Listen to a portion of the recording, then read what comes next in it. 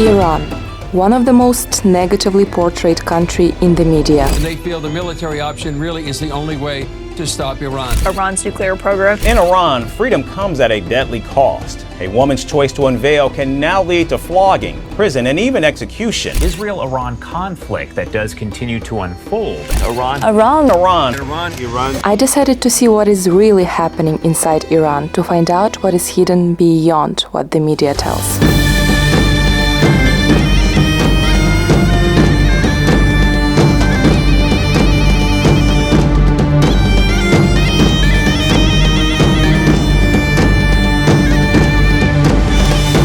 Hello, товарищи.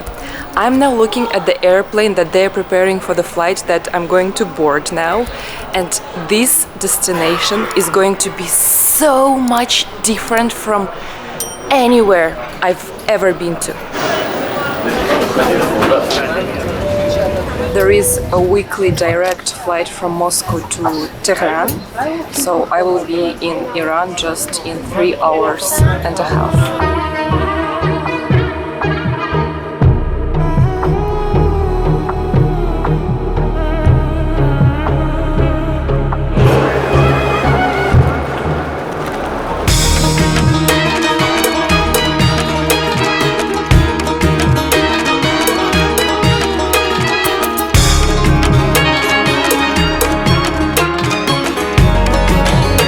And I'm here, in one of the most closed and mysterious countries in the world. Knowing that I'm one of the few people who've got a chance to explore this region makes me feel like the main character of an adventurous movie.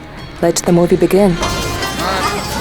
Tehran is the capital city of Iran. Tehran has a long history with evidence of settlement dating back over 6,000 years. To feel the ancient energy, I decided to walk through the Grand Bazaar, which is considered to be over 1,000 years old.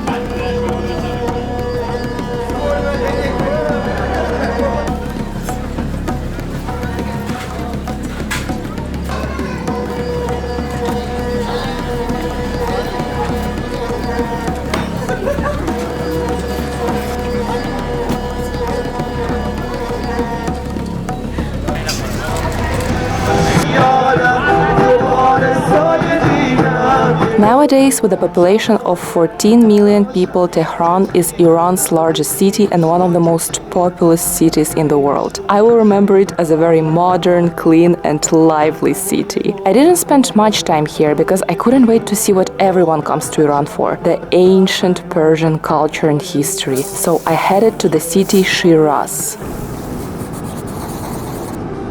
I will explore every city in Iran with its locals, and in Shiraz I met Omid, whom I started to bombard with questions right away. I have just arrived in the country, Yes. and I don't really understand the rules about hijab and covering hair. How obligatory is it, and do I need to do it everywhere all the time? Yeah, in public areas actually.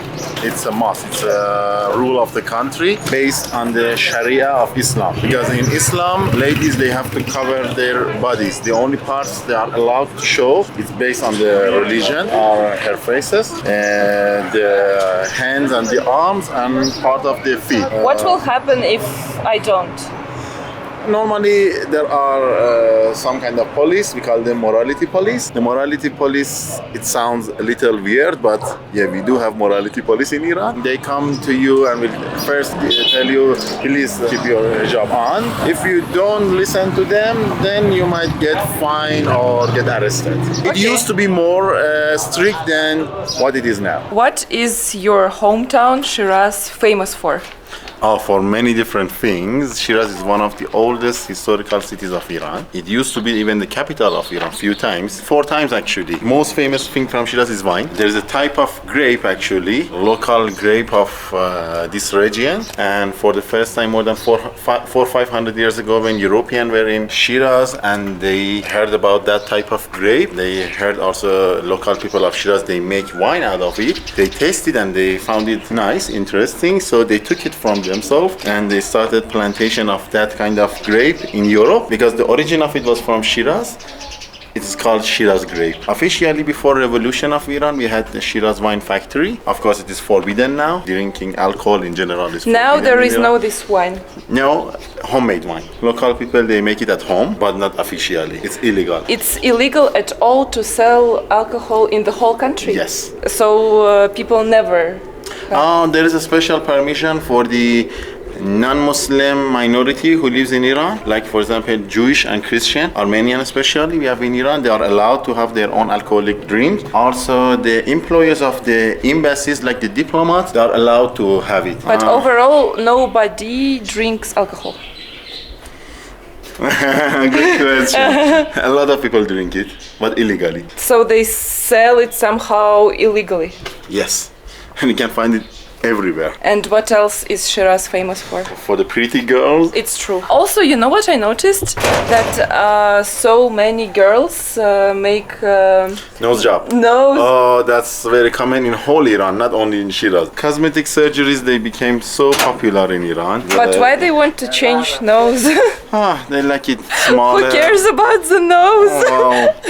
Many of them. Sometimes they just do it because of the jealousy to the other friends or family. Like they said, oh, my cousin did it, I have to do that as well. Their nose has no problem. I mean, maybe just a little bigger than I think what if you can breathe, your nose doesn't have problem. This is what the mentality is, unfortunately. And they do it in Iran, right? Yes. Not Yeah. Even many people from other countries, especially from Arab countries around the Persian Gulf, they come to Iran and they do surgery. Even men, Arab men, they come to, and Shiraz city is very famous because of the hospitals and the Yes, I technical saw clinics. even men with this. Yes, even for hair plantation. Yes, it's so popular. And one more thing, what is Shiraz famous for? In general, Shiraz is famous as city of gardens and flowers. In the gardens of Shiraz, we have a lot of cypress tree that they are the tallest cypresses of Iran. And from the old time in Persian poetry, when they wanted to describe a nice tall girl, they always compared her with the cypress of Shiraz. They said So she is wine, pretty girls, tall. and cypress trees. Cypress tree and poetry. Like some of the most famous Persian poets are from Shiraz. Poets like Hafez and Sa'di are the most famous poets, but we have hundreds of poets from this city.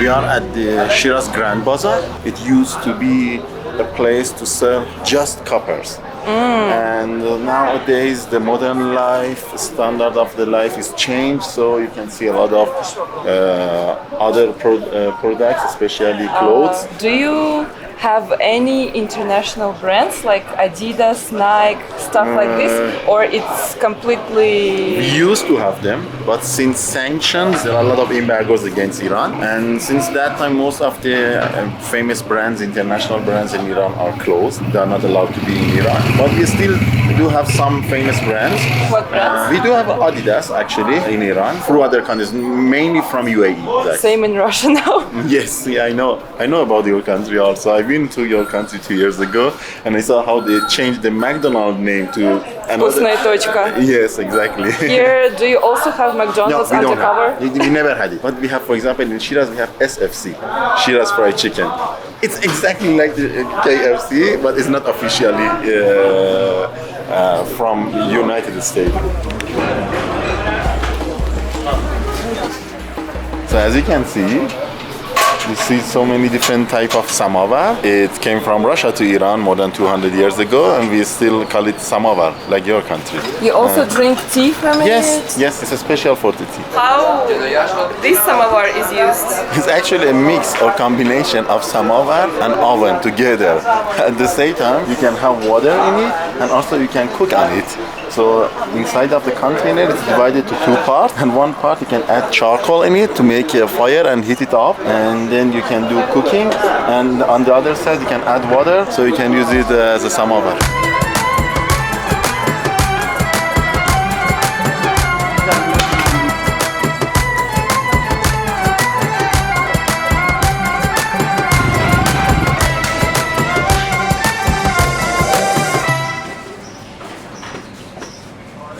A break to cool down, and I will try Iranian traditional drink.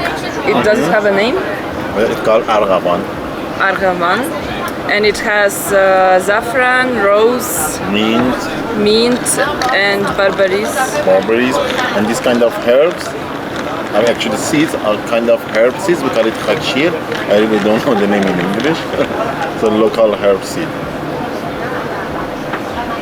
It's so good. I tried rose drink for the first time when I was in India in 2017, and India was one of the very first countries that I visited, and I went solo, and it was like the beginning of my life as a traveler.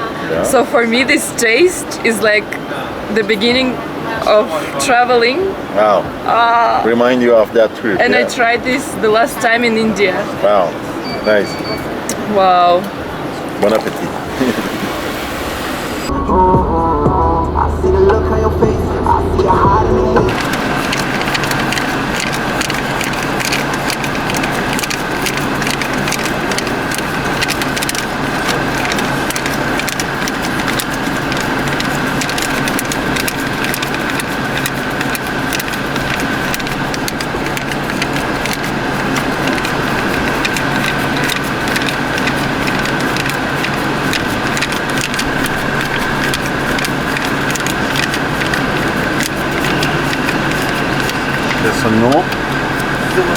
شصت و نه تاست.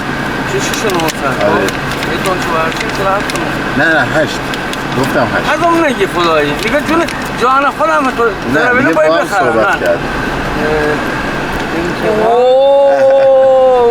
بله. Omid, merci. You're welcome. This is crazy. You are a billionaire now. This is how money exchange works in Iran, just in a street. No, we do. But how did you know that this guy would be standing here? They are always standing there. Always. There were many other guys. He saw us, so he realized that we are going to change money. So he came to us and said, "Okay, how much is your rate?" And this is $100. Yes. Whoa. Officially, the rate is right now is 800,000 riyals, but what they buy is lower than that. But you know, because of the unstable economy in Iran, the rate goes up and down all the time. So 1 month ago, $1 was 1.1 million riyals, and now is less than 800,000 riyals. It used to be like 500,000 riyals, so it keep going up and down. How much is this? It's 7 million riyals. Oh, I'm a millionaire now. Yes. Wow. You're a millionaire. In Iran, official money is called riyal. As you can see, there are so many zeros on our money. This is 1 million. Yes, 1 million riyal. It's a little more than $1, 1 million riyal. We have another system, we call it tuman. 10 riyals is 1 tuman. What we normally do in Iran, we put zero, we put our finger on the last zero, then it's tuman. So 1 million riyal is 100,000 tuman. And local people, when they want to say prices, they always say it in tuman. They don't say in riyal, which is very confusing for the foreigners. Yes. Just in case, if you wanted to buy something that the price was unusually cheap for you, be sure they told you in tuman, not in riyal. For example, you are buying something that which costs, for example, $10, but the price that the guy told you is like, it sounds like $1 to you, be sure that price is in Tuman, not in Riyal. Another thing that Iranian do, like this is 1 million Riyal or 100,000 Tuman. But you see it's written 100. That's even more confusing. Sometimes Iranian don't even say 100,000. You want to buy something which costs like this much, and they will tell you it's 100 Tuman. Crazy. Yeah. So how much is this now? 80 million Riyals. But And- before I said 8 million, which is was in Tuman. Okay. So it's 8 million Tuman or 80 million Riyals for $100. Right now, you don't know about tomorrow. Tomorrow might be 9 million Riyals or less than that. It depends how discussion or negotiation between Iran and US goes. If it goes well, it will be lower and our money will be a little better. If the discussion be really bad, it's gonna go up. See how your life is interesting. Yes. It's more interesting when you don't know what is going to be tomorrow. Exactly. Because of the sanctions, the cars are usually here from China. There are a lot of cars from China, yes, and also so many Iranian cars. We have a big production of car in Iran. That company written on that car, Saipa, is one of the famous Iranian company, and the other one is this one, ICO, Iran Khodro Car Organization. These are two Iranian car companies produce cars. Even this car, Dena, is a very famous Iranian brand of car. Is it good ones? Yes, a good one.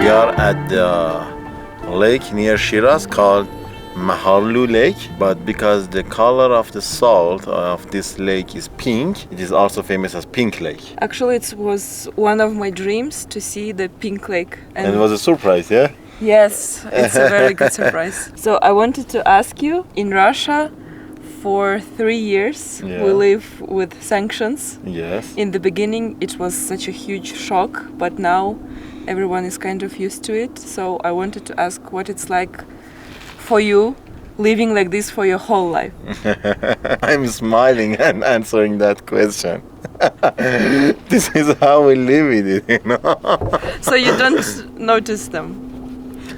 We notice that in Farsi we say خنده تلخ من از گریه غم انگیزتر است, means that my bitter smile is sadder than cry, and it's really difficult to live in this situation. Inflation rate in Iran is really high. It used to be like maybe the prices change once a year or twice a year, but nowadays the prices are changing every day. I can tell you, you buy something from the supermarket today and next day when you are going to buy the same product, the price is changed, while the salary of the people only change once a year, and it's never this equal with the inflation rate. Because for example, inflation rate in reality sometimes is more than 50%, but government always announced less than that. They said, oh, inflation was 20%, so let's add 20% to the salaries. So the people, unfortunately, in this country are getting poorer and poorer. Do you ever have some protests in the streets or stuff like this?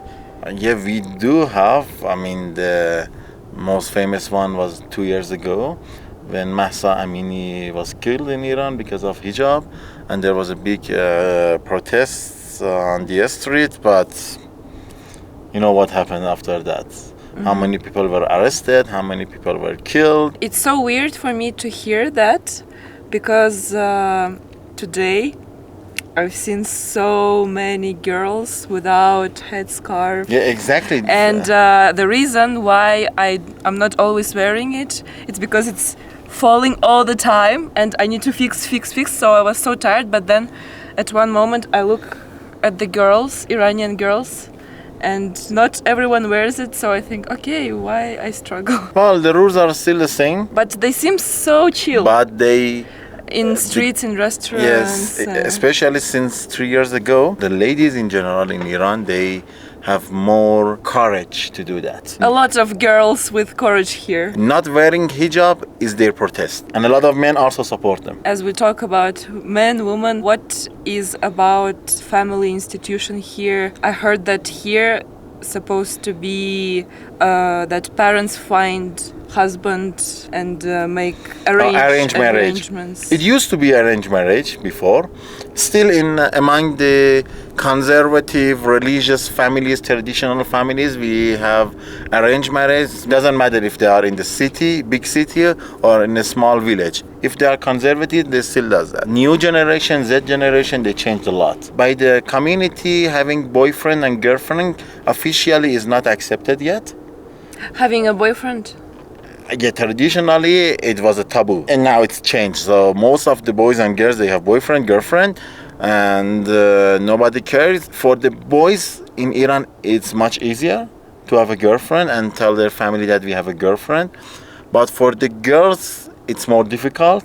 So most of the girls, if they have a boyfriend, they normally don't let their parents know that. I mean, if their family knows, it's mainly the sister or the mother, not the father or the brother. If they decided to marry, one interesting thing is they still have to go through the family. A boy cannot go to the girl's house by himself and ask to marry the girl. Still have to go through the family, through the parents. And at what age people here get married? Depends. In some rural places, smaller towns, sometimes even under 20, but it's not a lot. It used to be like that, between 18 to 20, like my parents' generation, for example. But now it's changed. I'm 36, I'm still single. And many of my friends who are my age, some of them are even older, And they are still so single. just nobody cares. Nobody Yeah. cares. No. That's good. But the main reason these days, a lot of people, they don't want to marry is the economy. I mean, they like to make family, but marriage is not cheap in this country. It's really, really expensive.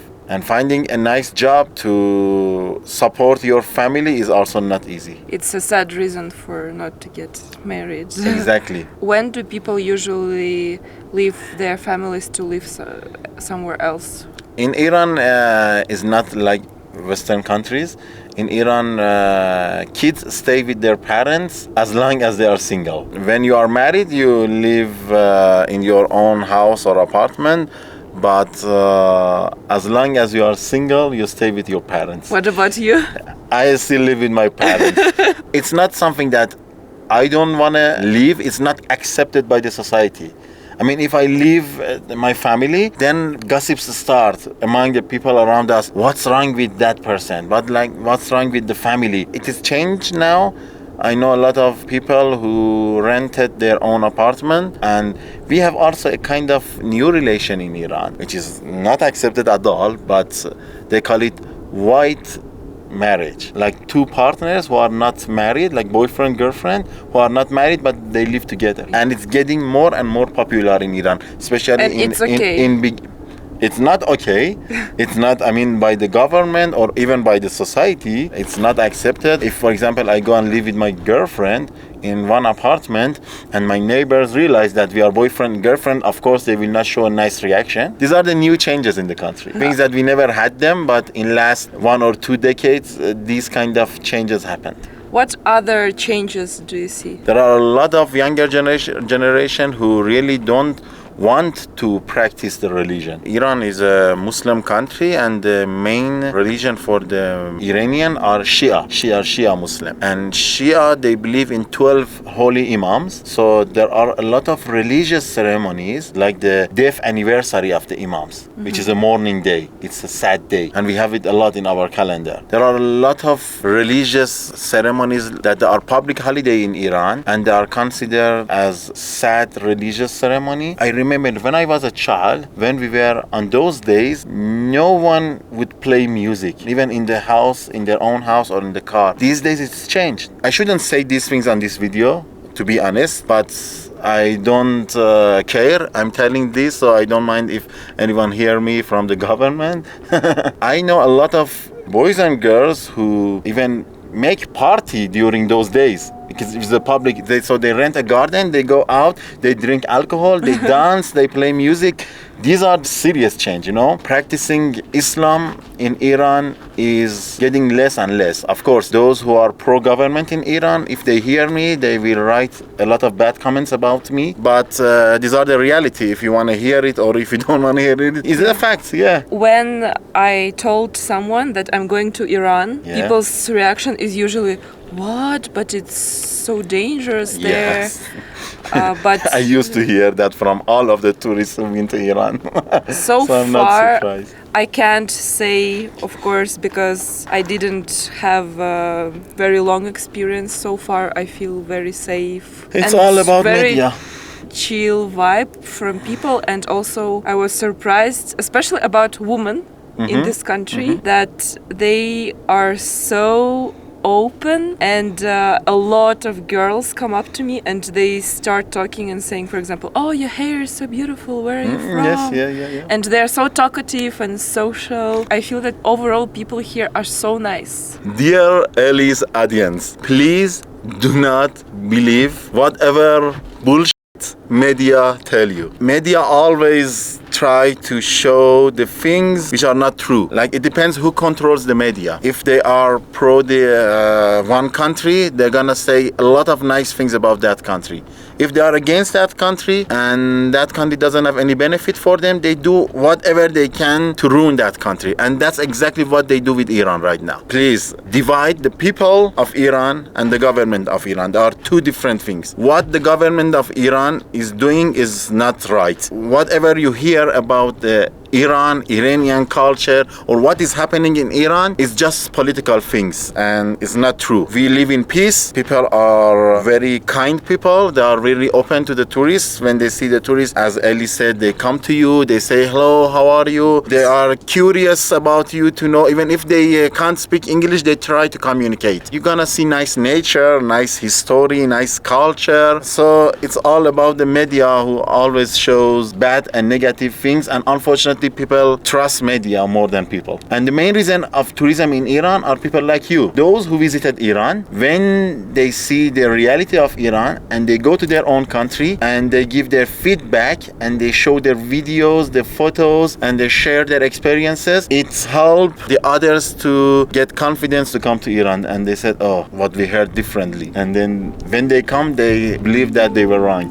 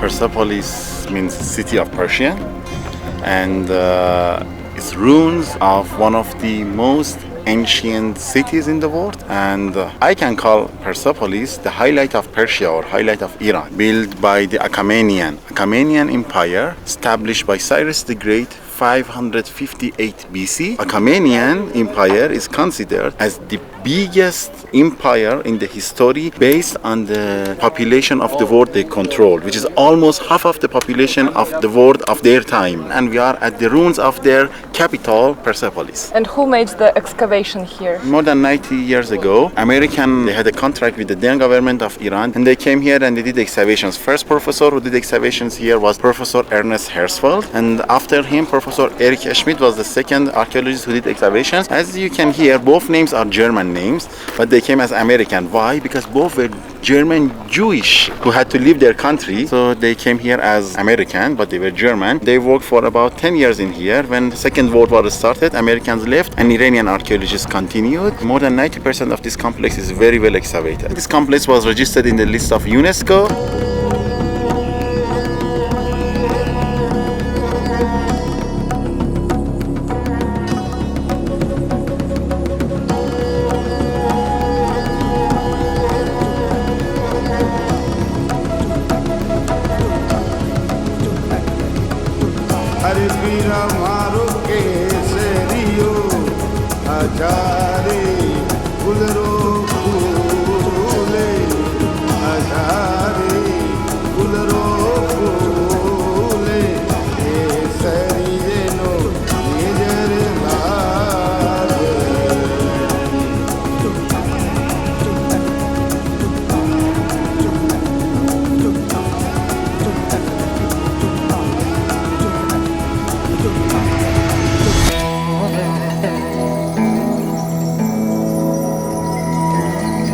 The most beautiful thing about traveling is that before you get to a country, it's just a point on a map for you, without a deep meaning. But once you explore the place, the point on the map gets colors. It transforms into landscapes, sounds, tastes, faces, feelings, and many memories. When you're back home, everyone will tell you, "Oh, it seems like you've never left." But you will want to scream, "Of course I've left! I've lived a whole life during that trip, and I've changed so much."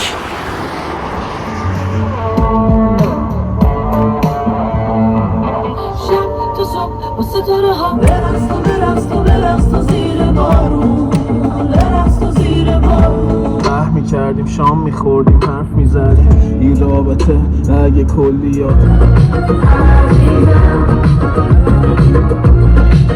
بادم از من دوره وحشت و دل شوره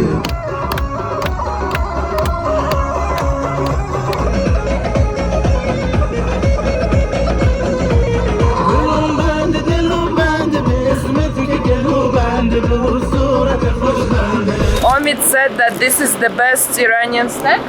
Not the best, but it's one of the best ones. What Made is this? out of coconut. We call it nargili.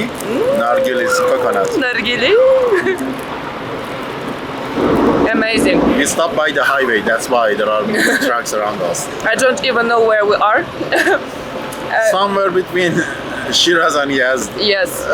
We were dancing, so I have a question. Are there some dancing parties in Iran, clubs or no? Yeah, officially there is no club in Iran. No club, no disco, nothing. It's, since 1979 revolution, it's forbidden. But there are a lot of underground parties in Iran. So many. Underground clubs, yeah? Underground clubs, yes. And also people for different occasions, they rent their own garden. They rent the garden for a night and then they invite friends or families and they ask a DJ to come, but it's illegal officially. In general, dancing in public is forbidden in Iran, but at the wedding, normally most of the weddings in Iran are separated. Recently, there are more modern secular families. They try to have this kind of weddings which is mixed, but traditionally it's separated, men and women. When it's separated, men dance in their own section, women dance in their own section. But to be honest, dancing in the men's part of the wedding is like being in a gay party. I don't know what it means, and maybe I don't want to know. Imagine there are 200 guys in one hall, and then 100 of them are dancing together. Then you are dancing and then a guy with a big mustache come to you and dance like this in front of you. What do you feel?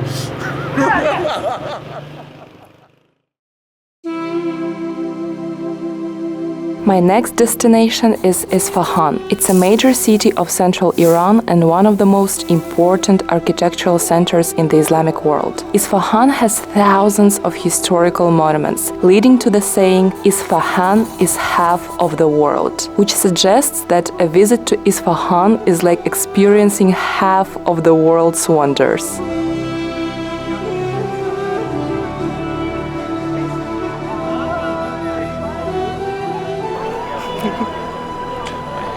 It's like merci. You look great. I look awful. This is Rasul from Isfahan, and he will show me around the city, and actually he is the reason why I came to Iran. Okay. He is the subscriber of my channel, and he's the head of Tap Persia, Yes. and he invited me here. One day I just get an email, and now I'm here. If you're thinking to ever travel to Iran, let me introduce you to Tap Persia, the #1 travel agency in Iran on TripAdvisor. Tap Persia takes care of everything for you, starting with the visa process, so that you don't have to stress about documents or confusing steps. From there, they help you to book hotels, tickets, travel insurance, SIM card, airport transfer, and they offer a wide variety of customized tour packages. Whether you're into culture, history, adventure, nature, discovering the country, they will tailor everything to your interests. With Tap Persia, you are not just visiting Iran. You explore every destination with local guides, hear local stories, and honestly, make friends along the way. So if you're wondering who to trust with your trip, put it in Tap Persia's hands and you won't regret it. Use promo code Ellie from Russia to get 10% off all Tap Persia tour packages and get a discount on your visa travel package through the link in the description of the video.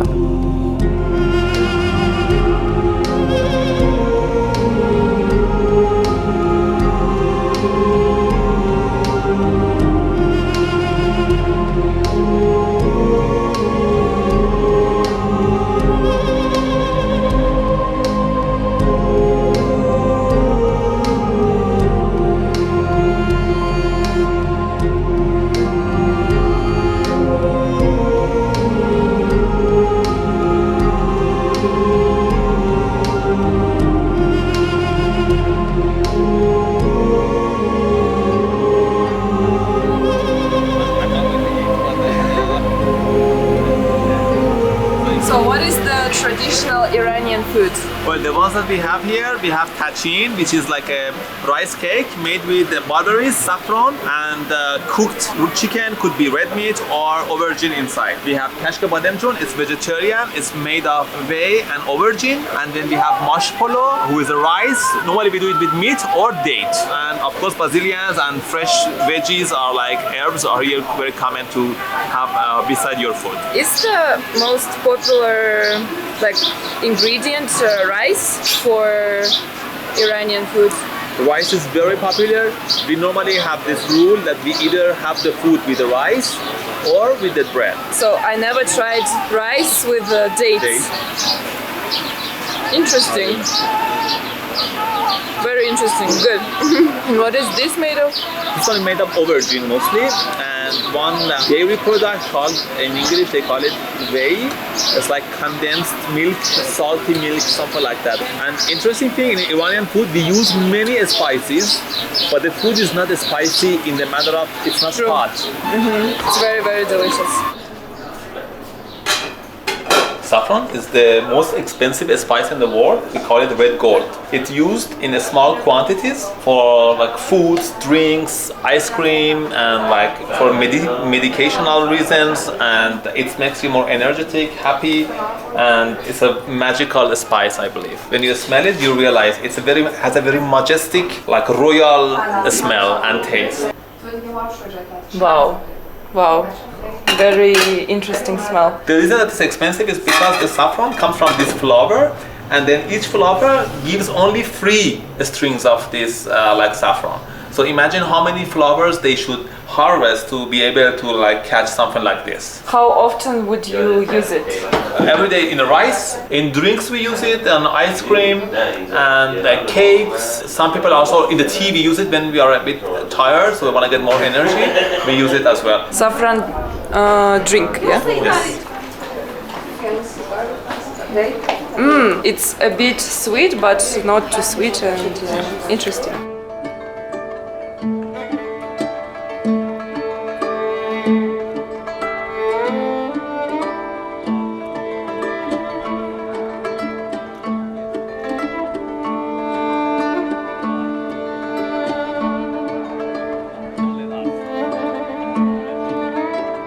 Around 400 years ago, Iran was a bigger country and then consisted of different regions, including Armenia. The king of Iran, Shah Abbas, invited Armenians here to expand business with the rest of the world. So they were given lands in the south part of the city. They made their own churches and they've been living here for the last centuries. They have their own schools, they practice their own religion, they speak Armenian to each other, but the old version of Armenian. They are very well integrated with the rest of Iranians, but this neighborhood is like majority of them in Isfahan, they live here. When it comes to public, they follow Islamic rules, but they are allowed to have their own alcohols, they have their own club and like a bar, but it's only private to them.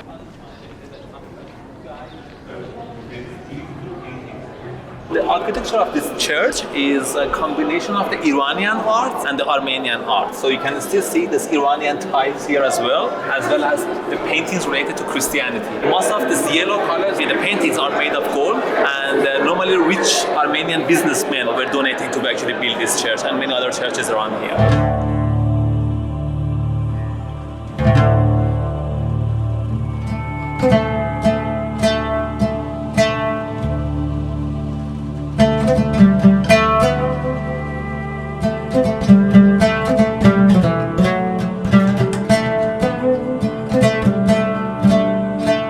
Armenian neighborhood is a place where more locals hang out a lot, not only Armenians, because it has a nice vibe and there are many cafes and restaurants here. And when you look at the people's dresses here, it's more like open and like less conservative, because the young generation normally hang out in this part of the city. In front of me, I see many girls without headscarf. What do guys think about this? We like it. Yeah? Well, it's nice. I mean, you don't think, oh, she's such a bad... No, not like it. Maybe in the old generation, yeah, but the young generation, not anymore. So you don't judge? No, of course not. Actually, we prefer. Yeah? Yes, of course. Is it true that if I don't wear a headscarf in a car, you can get a fine? Unfortunately, yes. But what, they see a girl without a headscarf and they stop your car? No, they do it like I think with the cameras. They take a photo of the camera of the car and then they find the car. So you will receive a notification on your phone that your car has been fined because of this. It's not good. So strange that in the streets girls don't wear it and then you can get a fine for this. Yeah, many people don't care anymore. Like they still like don't wear it or they get many fines.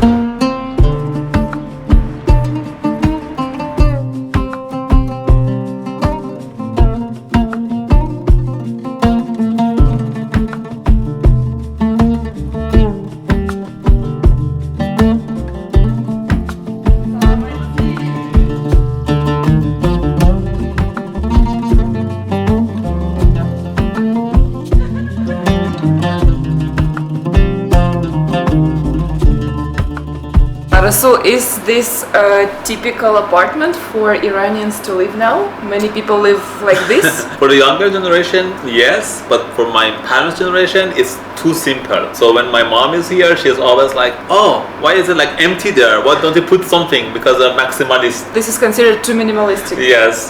But many people now live in apartments like this. Yes, typical apartments, modern apartments like this. And how much it costs for rent per month, for example? Rent, like I think depends of which part of the city you are. Right now we are not in the center, so if you are in the not very expensive part of the city, so it could be $100 to $150 per month. $150? Yes. For apartment like this? Yes, but for apartment like this? But the thing is that people's income are actually is quite low, so 150 is expensive for many people. With this view, and it's so huge. And yes.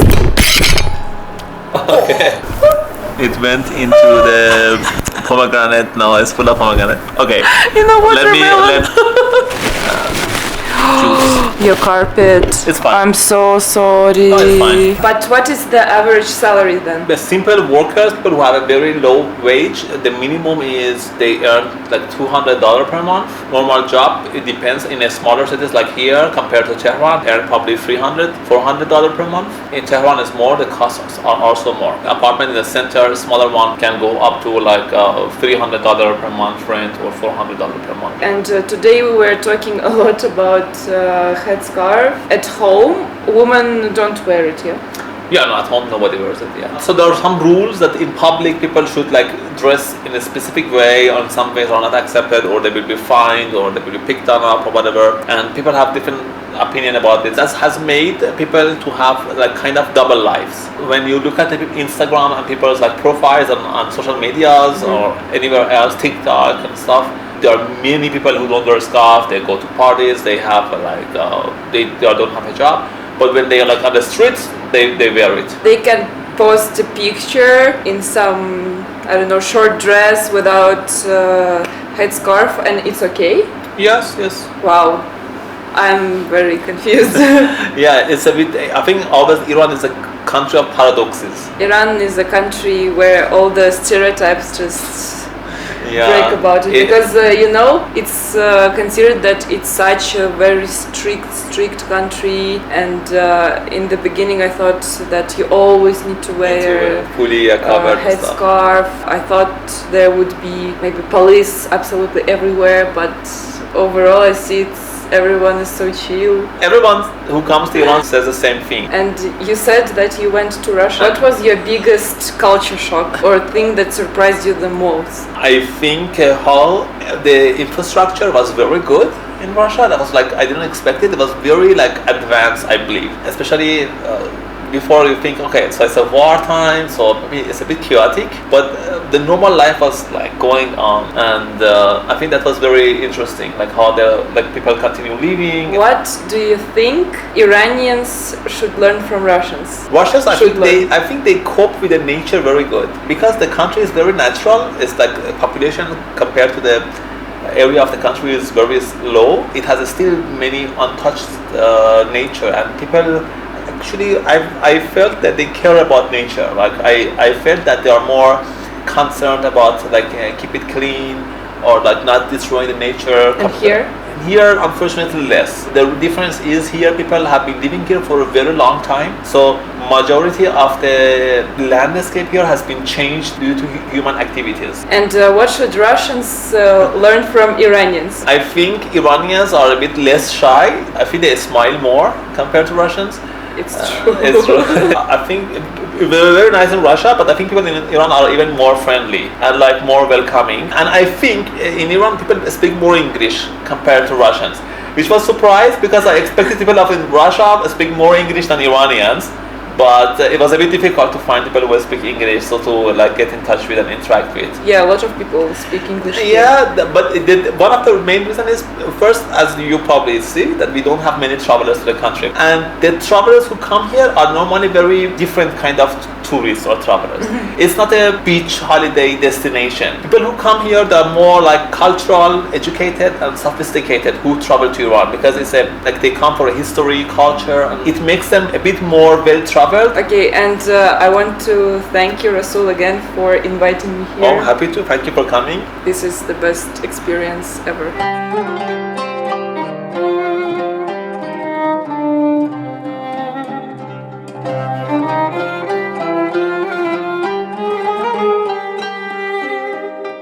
It's midnight and the city is just full of life. It's because it's very hot during the day, so everybody comes out at night. So people are picnicking, hanging out like till late at night here. Picnics at night. Yes.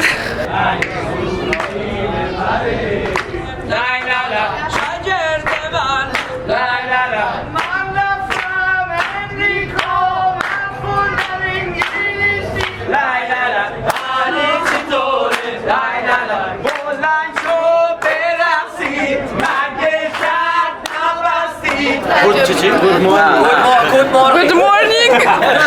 It's midnight. Good work. I am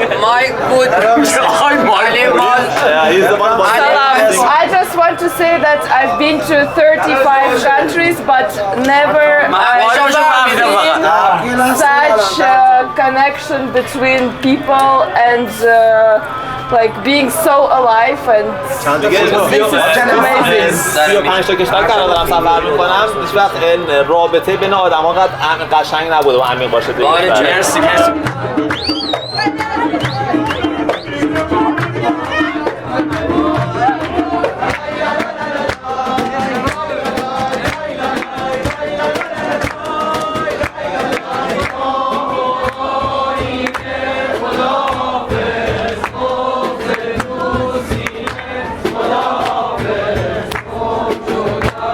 It's one thing to read the news about wars and victims somewhere far away in the world. You feel sad, but it's a completely another thing to read such news when in your head you see faces of people that you know who live in that region. Behind any news and behind anything that the media tells you, there are always regular people just like you, people who wish for the same thing around the world, to simply live a happy life.